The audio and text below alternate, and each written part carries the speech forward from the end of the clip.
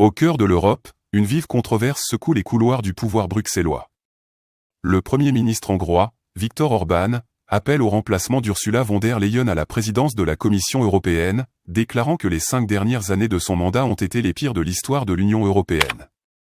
Cette affirmation fracassante a suscité de vives réactions au sein de la classe politique européenne. Viktor Orbán s'est exprimé lors d'une conférence de presse devant les journalistes du groupe de médias allemand Funk. Il a critiqué vivement la politique de transition verte de l'UE, affirmant qu'elle allait à l'encontre des intérêts économiques et industriels du bloc. Selon lui, le paquet migratoire de la Commission européenne s'est également révélé totalement inefficace. Dans des termes forts et sans détour, le Premier ministre hongrois a déclaré « Les 5 dernières années ont peut-être été les 5 pires de l'histoire de l'UE. Les succès de la Commission européenne et de l'élite bruxelloise sont faibles. » Orbán souligne la nécessité d'un leadership efficace au sein de l'Union européenne et affirme qu'il existe de nombreux politiciens talentueux capables de relever ce défi. Il estime que les résultats des récentes élections au Parlement européen témoignent du désir de changement des citoyens européens à l'égard de Bruxelles.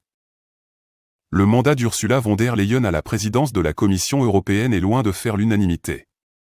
Pourtant, elle brigue un second mandat, affirmant que son objectif est de « construire une large majorité pour une Europe forte » et de maintenir Bruxelles sur une « voie pro-Ukraine ». Les députés européens auront leur mot à dire dans ce processus de confirmation lors d'un vote prévu le 18 juillet, où Ursula von der Leyen devra obtenir la majorité des voix pour rester à la tête de la Commission européenne. Les déclarations de Viktor Orbán ne se limitent pas à la situation interne de l'UE. Il a également exprimé son admiration pour l'ancien président américain Donald Trump, saluant sa politique et le qualifiant d'homme de paix car il n'a déclenché aucune guerre.